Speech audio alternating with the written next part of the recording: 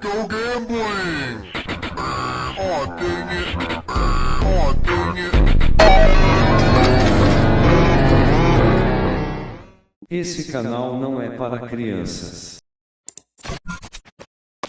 Atenção para os avisos de gatilho na tela. Atenção, olha aí, atenção, atenção. Vai ter muito spoiler de tudo, vai ter muito spoiler mesmo. Oi, eu sou o Cauê Toibani e hoje a gente vai se preparar para uma descida ao inferno, relembrando todas as maiores desgraças que eu já li. Eu tentei fazer esse vídeo em formato de iceberg porque eu sei que vocês gostam, mas ele é um iceberg não convencional, tá? Eu criei uma mini narrativa. Vambora. As águas rasas e familiares do rancho. Big Macintosh analisou as muitas árvores que compunham o rancho da Maçã Doce. Já estava quase na época da colheita novamente, e parecia que seria uma colheita daquelas. Ele balançou a cabeça satisfeito. Sua irmã, Applejack, foi caminhando até ele. Sweet Apple Massacre. Já tem vídeo aqui, mas, pra quem já ouviu essa história, fica uma dúvida, porque ela parece muito ser uma sátira do gênero creepypasta, que na verdade flerta mais com gore no sentido uva. Eu vou falar muito sobre essa palavra aqui, uva, que o significado está na tela, mas eu vou substituir a palavra para ficar menos não legal pro algoritmo, tá? Não dá nem pra dizer que esse texto é eroguro, porque ele não tem nada de erótico, ele é só tenebroso mesmo. Um relato feito pra enojar, um bait. Mas eu devo dizer que eu recomendo a vocês assistirem o vídeo dessa história sim, porque foi lá que surgiu a primeira semente de Couro de Pônei, a minha historinha original de My Little Pony, que eu tô falando há muito tempo que vai voltar e vai voltar e vai voltar, e ela vai voltar sim, tá? Mas quando eu tiver com vontade de escrever, porque eu não vou fazer qualquer coisa só pra entregar o que vocês querem, entendeu? Eu estou esperando as musas da inspiração soprarem no meu ouvidinho. Mas caso você não queira ir olhar esse vídeo ou queira se preparar antes de abrir ele, aqui vai um resuminho. Basicamente, é sobre a tortura das Cutie Mark Crusades, levando a uva e morte, pelos cascos de ninguém mais, ninguém menos do que Big Macintosh. E isso nem faz sentido, porque o Big Mac, ele tem aquela personalidade do tropo do gigante gentil. Então isso aqui me parece uma das coisas que leva a crer que é um bait. Enfim, até hoje não se sabe muito bem se isso foi uma trollada de mau gosto no fandom ou se realmente é uma obra esdrúxula.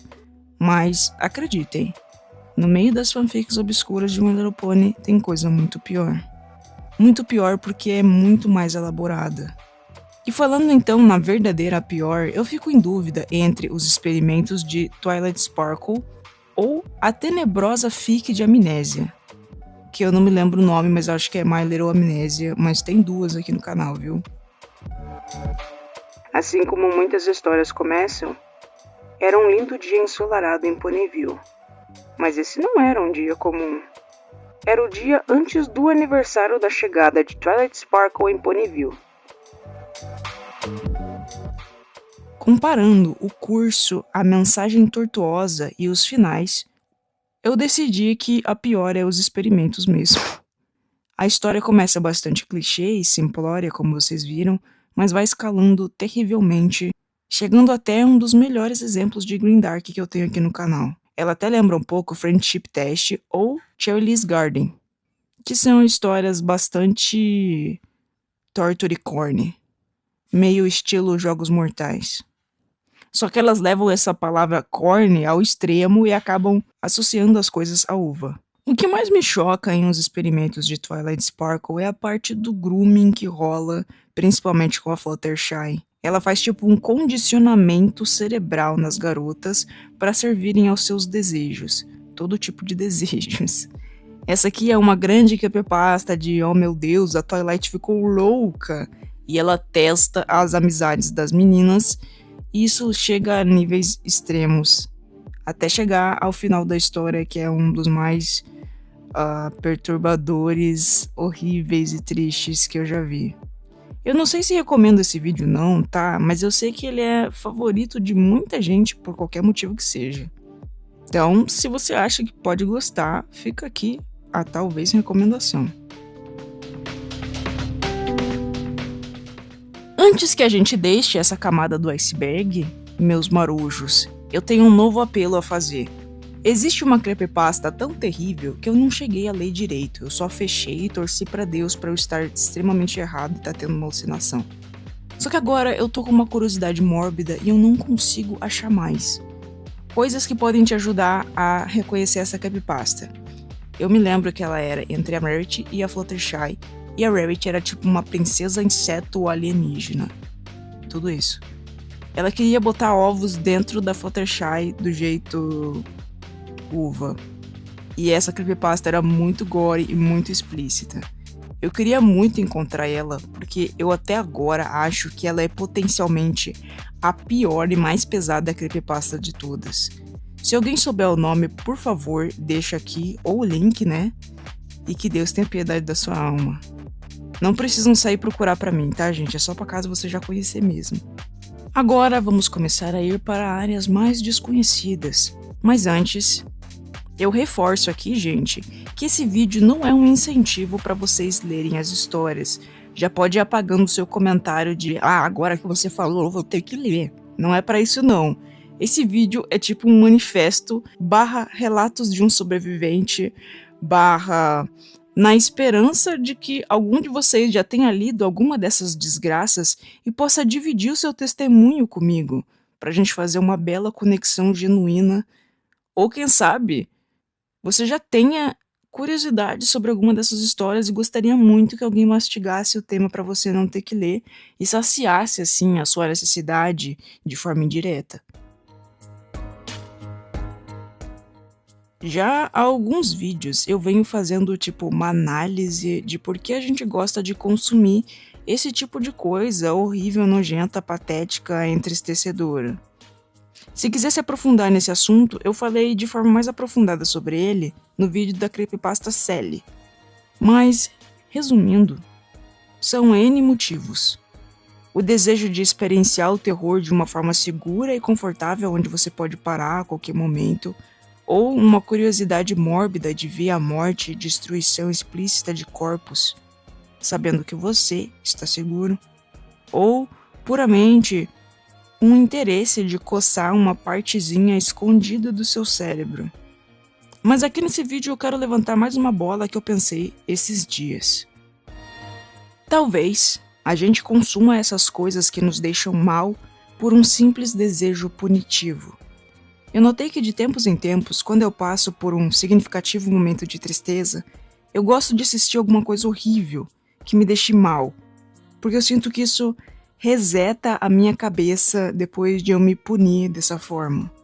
Só assim eu consigo começar a seguir em frente, entendeu? Então, se esse for o seu caso também, se você sente essa vontade punitiva, talvez ler alguma coisa horrorosa seja um dos jeitos menos danosos de fazer isso. Menos danoso do que alguma medida física que você já possa ter pensado em tomar ou já tenha tomado, se é que vocês me entendem. Mesmo assim, eu sugiro que você busque entender por que você faz isso e procure ajuda também, da forma que você puder e se sentir mais confortável. Agora que eu já não me sinto mais tão podre de espírito, por estar tirando os demônios do meu peito e mostrando pra vocês esses poluentes literários, vamos explorar o representante brasileiro da lista. Bem-vindos ao Mangue Lamacento Nacional. Na porta da rua, uma dentadura grande, embaixo escrito Dr. Carvalho Dentista. Na sala de espera vazia, uma placa. Espere o doutor, ele está atendendo a um cliente. Esperei meia hora com o dente doendo.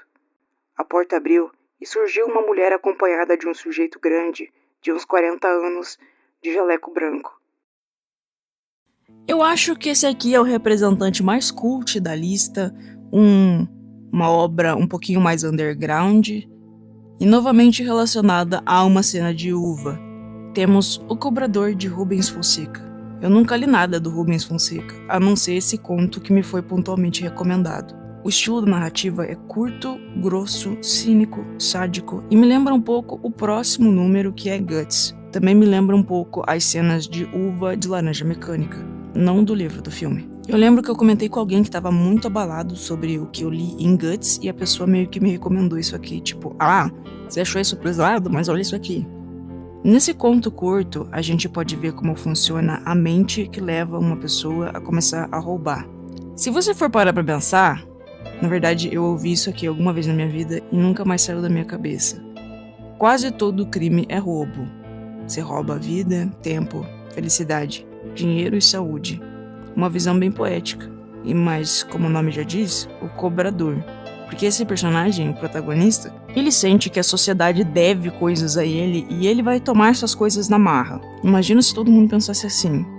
É aquele tal de olho por olho e o mundo fica caolho. O perdão realmente é uma das melhores coisas que você pode fazer. O que mais ficou na minha cabeça nesse conto é uma cena com muitas falas misóginas e violentas dessa história, quando tem um relato de uva. E é impressionante como esse vídeo de 79 se encaixa na visão Red Pill de hoje. Se você conhece algum cara ou alguma pessoa que acha que alguma mulher ou mulheres no geral devem alguma coisa pra ele, por qualquer motivo que seja, por favor, deixe esse verme morrer sozinho.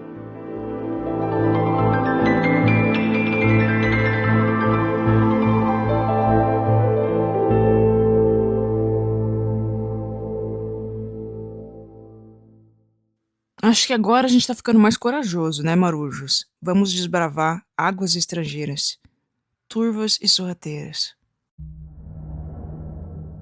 Inspire. Inspire o máximo que conseguir. Essa história deve durar mais ou menos o tempo máximo que você consegue segurar a sua respiração. E um pouco mais. Então, escute o mais rápido que puder. Quando eu li esse texto pela primeira vez, provavelmente foi em algum link duvidoso, eu nem sabia que se tratava de um livro inteiro e nem que esse livro era de Chuck Palahniuk. Provavelmente eu não tô falando o nome certo, mas esse é o escritor de Clube da Luta, um dos filmes mais gays que existe e mesmo assim de alguma forma ele foi ressignificado pelos Red Pill. E eu queria muito poder dizer a mesma coisa de Psicopata Americano, porque não tem como se sentir hétero vendo o Patrick Bateman malhando de sunguinha pra ficar gostosinho e ouvindo os girly pops no fonezinho dele. Ele é muito cante, gente, só não vê quem não quer. O nome dessa história é Guts, e ela é tipo um compêndio de pequenas histórias sobre atos de alto amor intenso, envolvendo coisas não convencionais e não recomendadas. Eu acho que uma das primeiras histórias é a da cenoura, se eu não me engano. E a gente vai de cenoura que fica quebrada lá dentro até cano de piscina, a que eu contei no vídeo de Creepypasta. A descrição dessas pequenas anedotas de terror, meio que contos eróticos do inferno, é tão crua e detalhada que ela só vai dando angústia, é realmente terror. E ele foca não na sensação para criar uma narrativa ero mesmo, mas num sentido de possíveis merdas que isso pode dar, para pensar se vale a pena esses pequenos momentos de prazer. A coisa que mais ficou presa na minha mente foi a descrição das tripas moles esbranquiçadas fora do corpo, que eu sempre acabo pensando quando vou pra piscina. Nesse momento do roteiro, eu decidi enfiar mais 2 mangás que eu acabei relembrando. Então vamos fazer uma paradinha rápida na maresia inebriante da megalomania. Eu não sei como eu nasci. Eu não sei por que eu nasci. Quando acordei, eu estava flutuando dentro do estômago da minha mãe. Não em um mar quente de líquido amniótico, mas em um de ácido e sucos digestivos. Kami no Kodomo. Eu já tinha lido esse mangá inteiro, ele é um one shot, nada demais. Mas um amigo me recomendou recentemente, e qual não foi a minha surpresa quando eu fui reler pela primeira vez e reconheci apenas uma das cenas que tinha ficado completamente tatuada na minha mente e lentamente eu fui lembrando de tudo. Esse mangá ele tem várias camadas, é muito discutido e tem um estilo de arte belíssimo. O que mais me chama a atenção nele é como ele fala sobre homens tóxicos homoafetivos. Porque na cabeça desses caras, as mulheres são tão nojentas que o afeto tem que rolar entre os machos mesmo, inclusive como ferramenta de submissão. Você sabe quem mais faz isso? os macacos da espécie bonobo. Eles fazem trocas de favores sexuais, mesmo entre parceiros do mesmo sexo, a fim de fazer manutenção de hierarquias. É uma ferramenta de controle e bastante primitiva, porque a busca de controle ela é meio que inerente de um grupo. Sempre vai ter algum doidinho que acha que deveria ter mais do que todo mundo, ou que naturalmente tem uma liderança em si. E esse doidinho ele pode trazer desequilíbrio ou fazer o bando prosperar. É poder demais na mão de uma pessoa só. Mas o mangá é basicamente sobre isso. Esse menino que é o protagonista, ele incorpora o sentimento de eu irei me vingar do mundo e tomar tudo o que eu quero. Uma mentalidade bastante semelhante com a do cobrador. Só que esse garoto, ele é meio patético e ele é completamente dominado pelo medo. E quando surge um possível medo de rejeição, ele acaba cometendo um erro que lhe custa absolutamente tudo. De tempos em tempos eu penso em fazer uma análise profunda sobre essa história, mas eu acho que eu não tenho o aparato mental para entender ela na sua totalidade. Mesmo fazendo uma análise mais aprofundada dessa vez, eu fiquei com muitas dúvidas. Não que ele seja um mangá puta genial, super valorizado, mas é que ele tem muitas camadas e muitas figuras. E o narrador ele é completamente não confiável. E esse mangá, pelo menos, tem muito simbolismo e muito valor artístico, diferente de alguns mangás que eu vou falar aqui pra frente. Talvez valha a pena você dar uma olhada se você quiser cutucar o seu cérebro desse jeito e tiver estômago, porque ele é bastante gráfico. Falando em gráfico... Querida senhora Cassandra, tenho 12 anos. Fazem 3 anos que meu pai se foi e nunca mais voltou. Agora vamos falar sobre Shoujo Tsubaki. Uma obra esquecida que foi trazida aos olhos do público há algum tempinho atrás. E eu já dissequei, acredito que até o último pedaço dessa obra aqui, mas infelizmente foi um vídeo que eu fiz quando ninguém se importava comigo. Eu imploro pra vocês, a pesquisa desse vídeo é ouro. Ele só não tá na melhor qualidade possível porque na época eu nem entendia direito como seria o meu estilo de edição. Mas eu juro, tá? A pesquisa é muito completa. Será que vale a pena fazer um rework? Vocês assistiriam? Quando eu fui reler o começo dessa história para trazer um trecho aqui lido para vocês, eu acho que eu caí num efeito mãe dela. Ou eu tô muito louco. Porque eu fui procurar para reler, né, algum scan, e eu tenho quase certeza que tá faltando um grande pedaço da história que foi resumido nesse mini texto que eu li para vocês. Por favor, me digam se eu tô maluco ou não, mas eu lembro da cena inteira da Midori descobrindo a morte da sua mãe e se encontrando com o homem que a engana. Eu tô louco? Eu acho que eu não tô louco.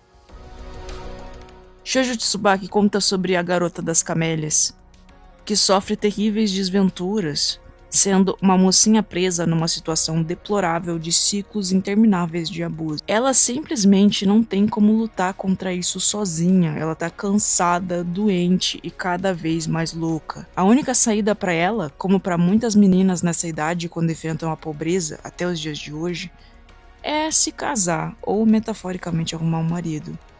E até mesmo isso, para Midori Shoujo, dá errado, e ela finalmente perde todos os lados. Eu tenho um fascínio por essa obra, mesmo ela me fazendo tão mal, que de tempos em tempos eu volto pra ela. Tipo aquele sapato bonito que dói quando você usa. Ela é muito popular, já teve até uma animação feita por um fã que com certeza teve muita dedicação para transformar os painéis em pintura. Também teve um live action podre, que com certeza não teve nada de dedicação. E ela também é um grande exemplo da herança de mangás eroguro e surrealismo. Mas o plot realmente parece uma grande tortura com quem tá lendo. Um grande vazio nihilista é o que sobra no final. Agora, marujos, vamos navegando pelas águas gélidas dos mares da Ásia, chegando até as temidas e frias tormentas do yaoi tóxico. Que pescoço fino! Em um pulso tão frágil que eu poderia quebrá-lo. É a primeira vez que eu vejo uma criatura como você. Titan's Bride talvez seja o primeiro de seu nome a colocar Bride numa história horrorosa. Um tropo que nem mesmo My Little Pony escapou. R$80 no Pix e eu faço um vídeo sobre. Não tem outra maneira de eu enfrentar Discord's Bride. Sério, não tem. Eu tenho certeza que eu vou odiar cada segundo porque eu odeio o Discord. Enfim, eu preciso dizer aqui pra vocês que eu já me aventurei muito pelo mundo do yaoi tóxico na sua era clássica. Eu comecei pelo trágico Junjo romântica e fui me abrindo pra drogas mais pesadas. Hoje em dia faz bastante tempo que eu não acompanho os lançamentos e não procuro mais o estranho doce afago do AO3 numa noite solitária.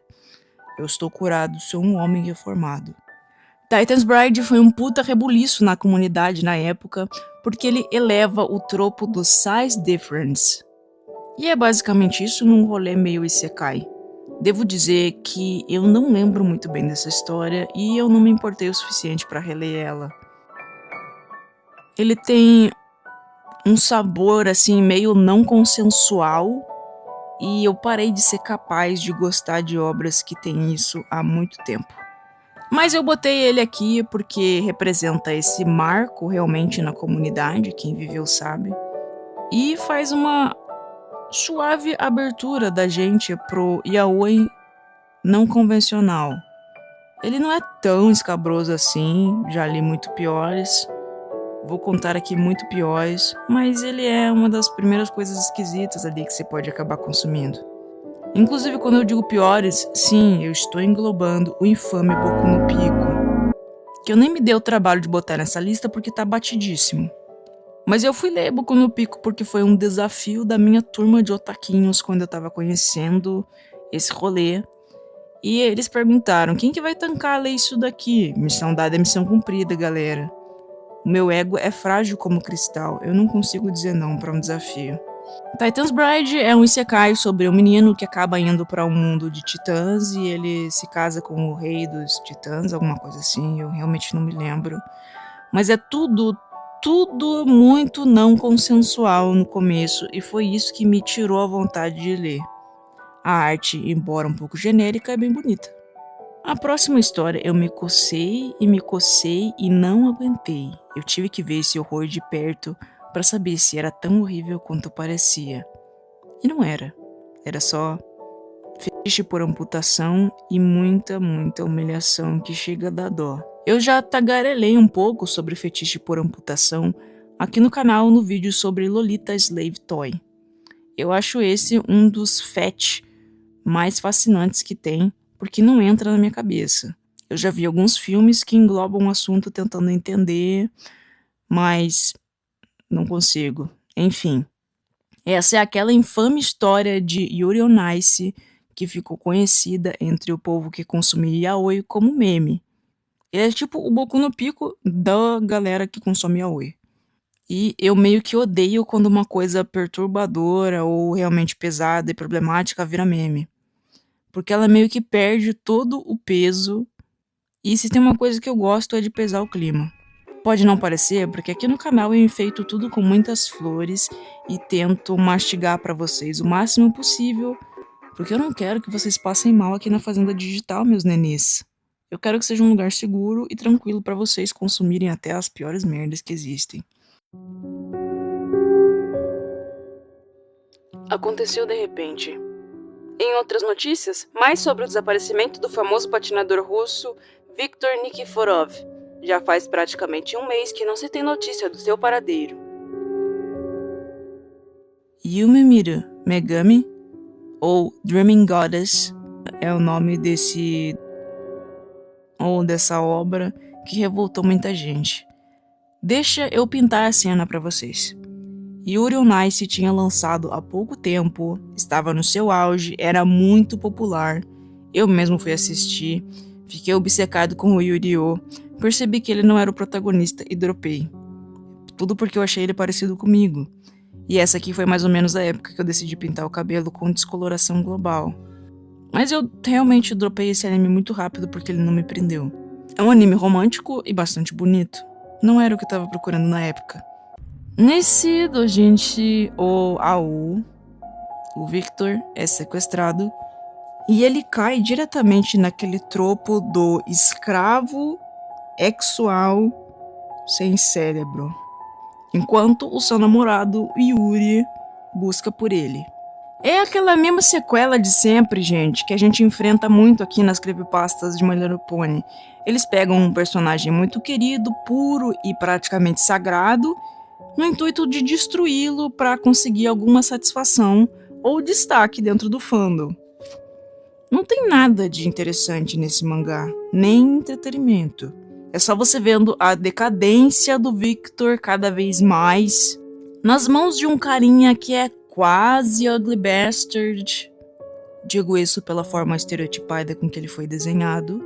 E essa desumanização total do Victor chegando a níveis estratosféricos, até o ápice da humilhação em que descobrem que é ele. Pelo conteúdo dá pra ver que é um mangá extremamente fetichista e que esse foi seu intuito mesmo.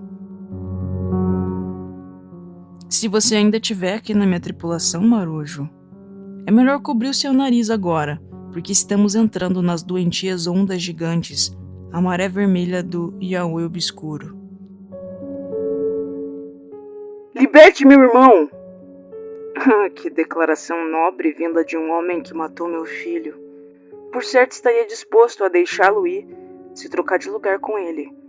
Baixe a espada e eu o libertarei. Eu preciso falar sobre Orcs Pride. Puta que pariu, gente. Como eu queria poder voltar no tempo, pedir desculpa pra mim mesmo e nunca ter lido isso daqui. Esquece toda aquela história sobre se punir do começo. Eu não merecia ter ido tão longe. E cá estou eu de novo. Ao menos dessa vez eu serei pago.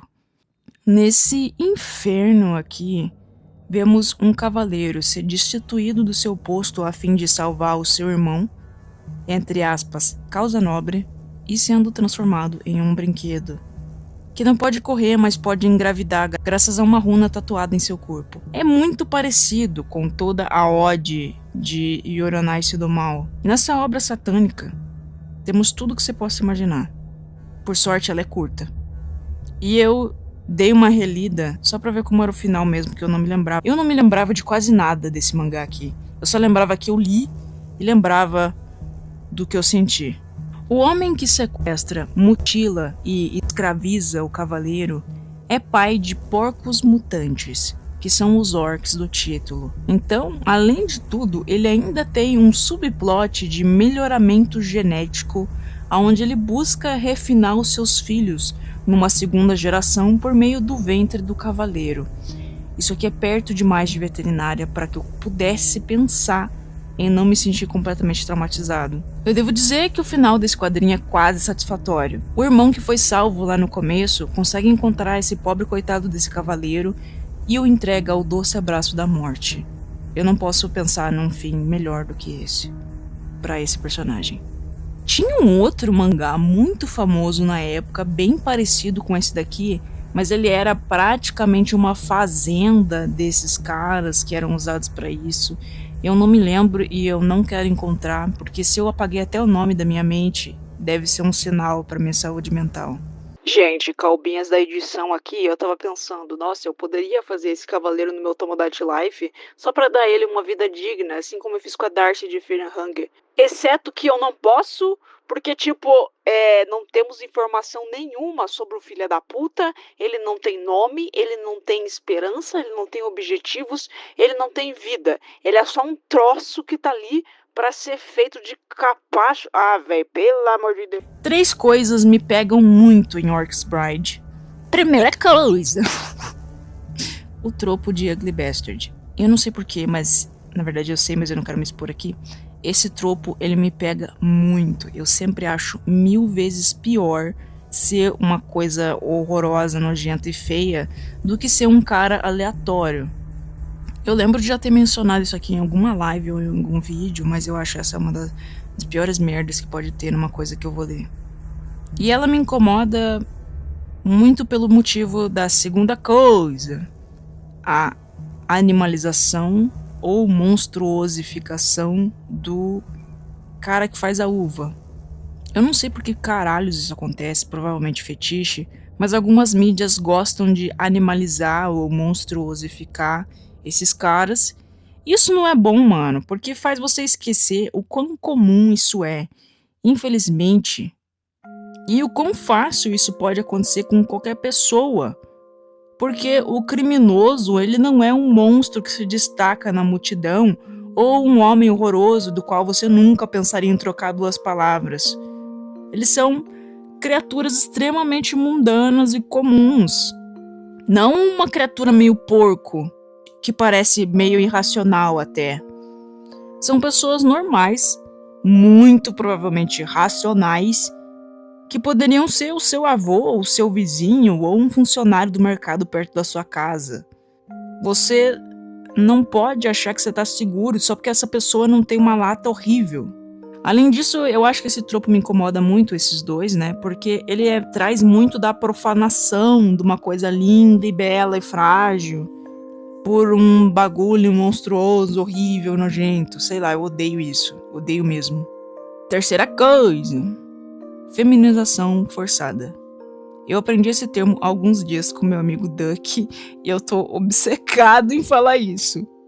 Eu gosto muito desse tropo, feminização forçada, quando ele é usado no terror, porque eu acho ele aterrorizante pra cacete. Quer exemplos? Eu tenho exemplos. Ed Gluskin, o vilão da DLC de Outlast, cujo sonho é simplesmente ter uma noivinha, uma garota igualzinha a que se casou com o papaizinho dele.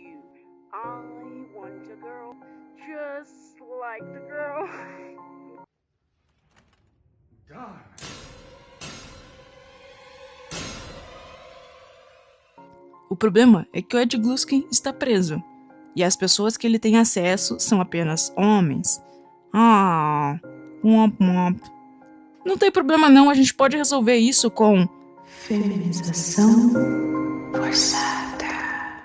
Outro exemplo, digamos que você é um cirurgião brilhante, com moralidade obscura.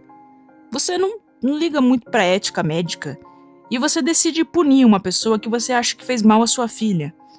Qual é a pior coisa que você acha que pode acontecer com uma pessoa que pratica uva? Se tornar uma mulher? Uau! Quantos filmes você conhece que o maior motor da desgraça é simplesmente ser uma mulher ou ser lido como uma mulher? Tá de lacração. Não tô não, vem aqui um exemplo. O filme Calvário, que eu pretendo falar no meu podcastzinho do canal 2, mas por enquanto fica aqui um resumo. Um homem perdeu a esposa, e quando isso aconteceu, toda a sua vida desmoronou, porque a esposa, às vezes, ela é a mãezinha e a rocha da pessoa. Mas esse homem, ele encontra um artista perdido. A solução, então, é óbvia. Feminização forçada.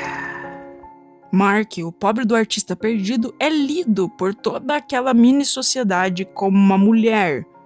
E isso acaba com a vida dele. Provavelmente, se esse filme realmente tivesse uma mulher como protagonista, ele seria só mais um filme de uva de terror, como Eden Lake ou o clássico Viagem Maldita.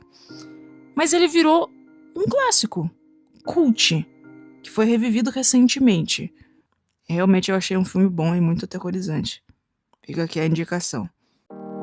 Como eu dizia, eu gosto de todas essas obras que eu indiquei pra vocês, menos Orcs Bride. Porque em Orcs Bride isso é apenas um fetiche. Não é sobre o terror que o cavaleiro tá vivendo, porque ele com certeza tá. Nem sobre a abominação de todos esses atos, nem sobre como o homem que fez isso é um desgraçado mentecapto. Não, é sobre as cenas de gente boa, fete completa. Ele me lembra um pouco Fear and Hunger. Odeio dizer isso, porque eu amo Fear and Hunger. Mas eu morro de medo de jogar Fear and Hunger. Porque a minha personagem favorita é a cavaleira. Eu quero jogar com ela, mas eu não quero que ela passe pela possível cena que acontece nas masmorras. Lembrando aqui que feminização forçada também é um tipo de fete dentro do aspecto de humilhação. Mas se tá tudo sendo consentido e não vai causar nenhum malefício mental, por mim. Chegamos à última camada. Só os mais corajosos irão sobreviver às águas salgadas e traiçoeiras do Mar Morto de Piche. O maldito do Christopher Robin. Aqui no bosque você pode rir e chorar, e dizer não sempre que quiser. Você não é obrigado a fazer nada aqui. Gente, só esse trecho e saber que é o Ursinho Pooh falando com Christopher Robin, pra mim, já é nojento, já me deixa com gosto de Eu não sei dizer realmente por que eu recorri a essa loucura dantesca, mas eu me lembro como se fosse ontem, quando eu li isso daqui. Eu não lembrava de uma página sequer, um negocinho sequer além da capa, mas eu me lembro de quando eu li. Eu estava no cursinho de férias da faculdade de veterinária. Em uma aula, eu acredito que era de anestesiologia ou fisiologia. E eu não estava entendendo porra nenhuma, tava de noite, eu tinha certeza que a professora não ia com a minha cara, eu tava morrendo de frio, e só conseguia pensar no que eu ia jantar de noite e como eu ia descansar minha cabeça, porque no dia seguinte teria mais aula às 6 e pouco da manhã. Eu tava pensando em qualquer coisa possível para evitar a frustração de não estar entendendo aquela matéria ingrata, que talvez fosse me fazer perder o ano, se eu não tivesse passado minhas férias de inverno estudando em horários completamente ridículos. Eu decidi então sentar no fundo da sala, com o meu cobertor azul nas costas, e fui ler essa bomba, O Segredo de Christopher Robin. E o choque foi tão brutal, gente, tão monstruoso, que eu levantei no meio da aula e fui sentar no chão gelado do corredor, me sentindo completamente traído pela humanidade. Provavelmente eu fiquei sabendo desse diabo na terra aqui em alguma página obscura de yaoi no Facebook. Eu me lembro que ele foi um pouquinho difícil de encontrar na época, mas hoje tá tão fácil que me deu até pena. Por favor, não procura. Eu imploro pra vocês para não verem esse daqui. A lista inteira é horrível e não é uma recomendação, mas esse daqui, puta que pariu. De novo, é mais uma vítima da extrema pegar algo da infância sagrada para destruir. É só uma sequência maquiavélica de tortura e humilhação em cima do pobre do Christopher Robin, que é apenas uma criança fofa. Nem tem muito o que elaborar em cima. Mas é como se na lore do Bosque dos 100 Acres, o Isekai do Ursinho Puff, como se toda essa história fosse uma fantasia escapatória para o Christopher fugir dos uva que acontece pelas mãos do seu pai. O que mais me perturba nesse pedaço do inferno é que o estilo de arte imita muito o estilo de ilustração da arte do Ursinho Puff original. Sem falar que esse bagulho de criança escapa para o mundo de fantasia porque tem uma vida horrível é batidíssimo também. Muita gente já tentou destruir o meu mano Ursinho Puff, com aquela clássica creepypasta de cada personagem do Ursinho Puff representa uma condição mental. Supostamente apoiado por um artigo da Associação Médica Canadense. Os caras no Canadá estão com tempo. Eu vou ler aqui um resuminho pra vocês no Google, pra ver se a gente espairece um pouco de toda essa merda. O Ursinho Puff supostamente teria TDA do subtipo desatento. Por que TDAH é uma sigla tão difícil de ler? Alguns de nós têm TDAH e dislexia. Também possível transtorno alimentar, obsessão por mel, entre parênteses. O Ursinho Puff ele realmente é um cara distraído, que só pensa em mel e usa cropped. Leitão, transtorno de ansiedade generalizada, tag, devido ao medo constante e preocupação. Me compadeço um pouco do menino Big Milk. Eu odeio essa palavra leitão, pra mim ela tem um gosto horrível se falar. E eu já falei sobre o leitão aqui no canal, num vídeo em que eu analisei um videogame de PlayStation do leitão que todo mundo dizia: nossa, é a coisa mais assustadora que eu já vi na minha vida. Bizarro. E não era. Tigrão, TDAH, predominância hiperativa impulsiva. Esse aqui é o meu tipo. Esse aqui é o meu tipo, gente. Eu sabia assim a minha subclasse esse tempo todo. Bisonho ou IO, depressão e ansiedade social. Como eu já falei aqui, o Bisonho ou IO era o meu personagem favorito. Ele é muito fofo, gente. É um burrinho triste, com um lacinho na cauda. Abel, transtorno obsessivo compulsivo, TOC, devido à necessidade de organização e controle. Eu gosto muito do Abel também. Quando eu era criança achava ele insuportável, mas hoje eu gosto dele. Corujão, dislexia e traços narcisistas. Meu caso tem dislexia, caralho. Representatividade importa. Guru, transtorno do espectro autíssimo, TEA, caracterizado por distração e isolamento. Mas eu acho que ele é só uma criança mesmo. É que não tem outras crianças ali no caso pra ele brincar. Quer dizer, até tem os caras lá, mas não é a mesma coisa. Christopher Robin, transtorno dissociativo de identidade ou esquizofrenia, imaginando os amigos. Ai, gente, esse bagulho da criança que fala com bicho de pelúcia ter esquizofrenia é batidíssimo também, uma velha que anda pra frente. Não tem nada de errado com uma criança estar presa ali no seu mundinho lógico, criando as próprias histórias. A menos que isso comece a interferir no funcionamento normal da vida dela, daí procura um médico.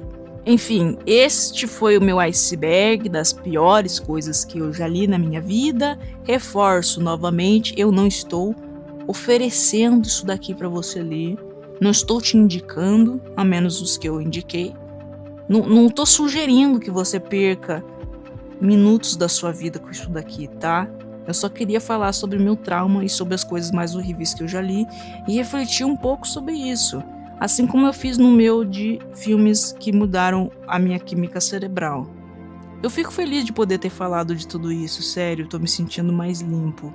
Porque esses 3 dias que eu levei fazendo esse roteiro, eu me senti um pouquinho maníaco, meio doido, meio triste. Mas agora eu me sinto purificado. Obrigado por terem vindo ao meu vídeo.